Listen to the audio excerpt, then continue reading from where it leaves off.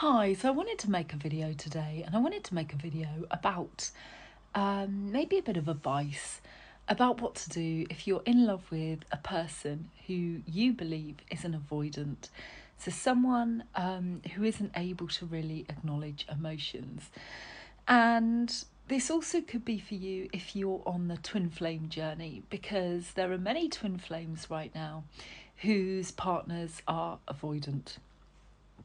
It seems to be part of the runner-chaser sort of dynamic that goes along with the twin flame journey as well.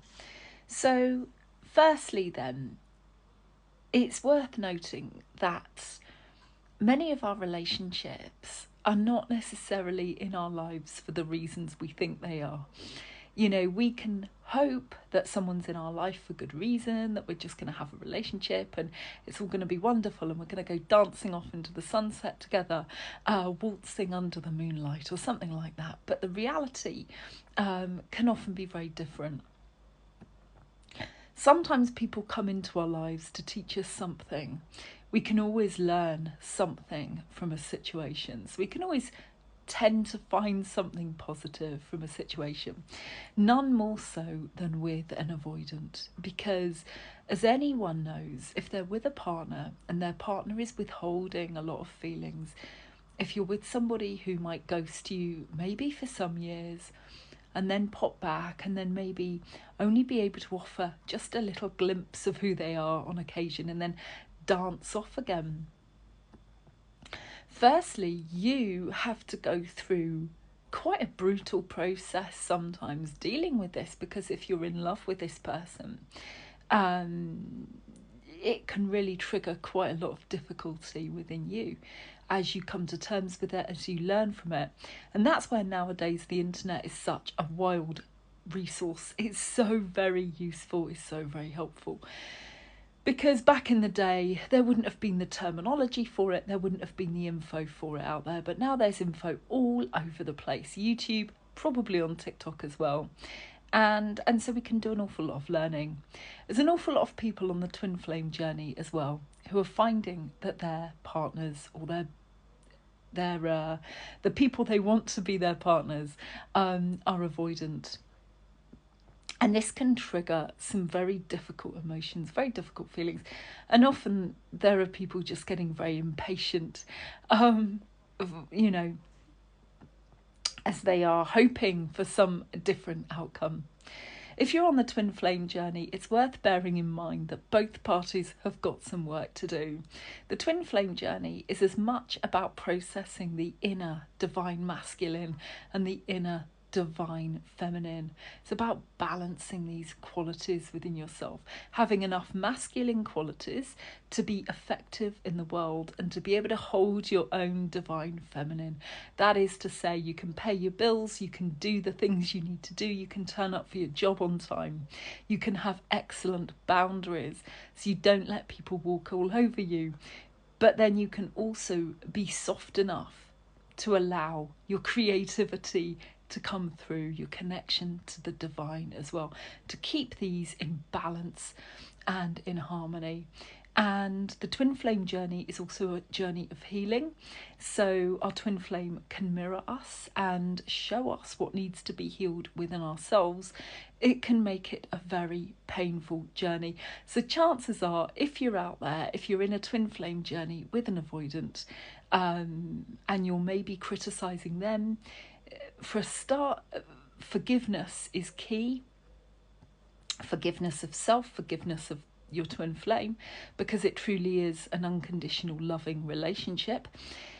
But also the recognition that there's likely work left to do within you as well. So instead of just criticising them on the outer plane, look within and look what needs to be healed. Because in a twin flame relationship, codependency is very often a key trait within the divine feminine as well. So they have to look within, learn to hold their own, learn to go within and nourish themselves. And part of the journey with the twin flame, especially with an avoidant, triggers that within the divine feminine and means they have no place left to go but to nourish themselves, and cherish and nourish their spirituality and creativity. So there's a really steep learning curve there. There's a really difficult but necessary lesson that you can learn to go within and really nourish and cherish yourself as well. And then trust that the divine has got your back, the divine has got you this far, the divine can get your partner or your intended partner where they need to be as well. And you can send them all love and all healing on the etheric planes. You know, I always think if you send healing to another, you have to do it with their consent.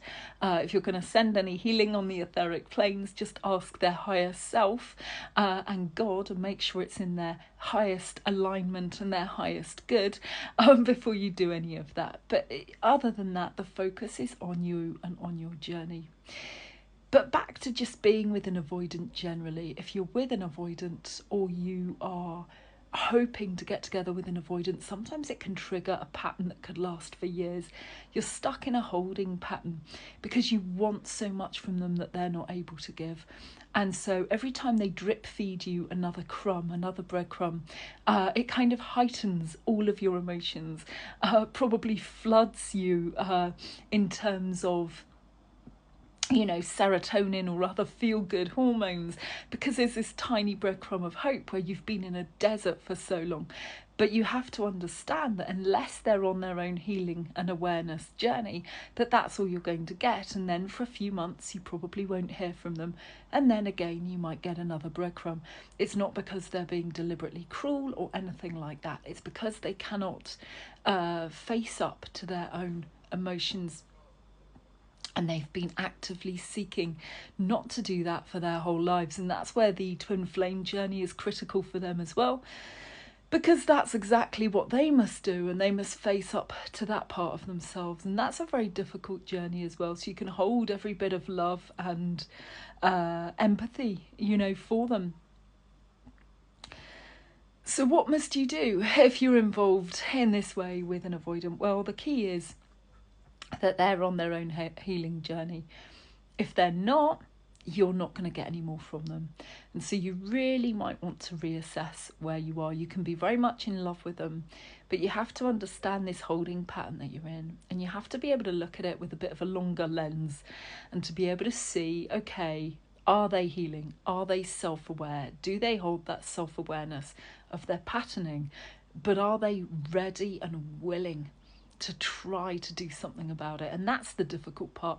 They might be and they might not be. They're on their spiritual path, you're on yours. It might be that they heal and they're able to come to terms with this to some degree, maybe fully and maybe successfully, but it might be that they're not willing yet, or they're not ready yet to be able to face that. You can't force somebody to face what they're not ready to. They must do it in their own time with the right level of support as well. That's really key, because what you're hoping that they do is literally the most difficult thing in the world for them, just as it might be for the divine feminine in a twin flame union to, say, come to terms with codependency, etc. So really, all you can do is wish them well, but put up your own excellent boundaries and get on with your life. And it can be the most difficult thing in the world, because you might be saying goodbye to your greatest love, but you have to put your trust in the divine ultimately. If you can, if you have a spiritual relationship, and just understand that what is for you will not go by you. If it's meant to be, there will be a way, but they will come back into your life when they're healing.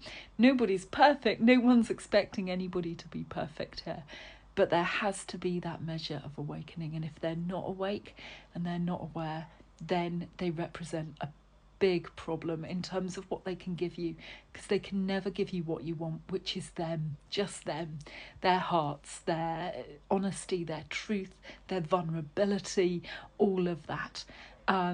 So all you can do then is wish them well, learn as much as you can about avoidant personalities, heal yourself, come to terms with it, come to terms and set your own amazing boundaries, and then go and live your life and find a partner who can match you, who can reach you, who can give of themselves in the way that nourishes and cherishes you as you can with them, hopefully.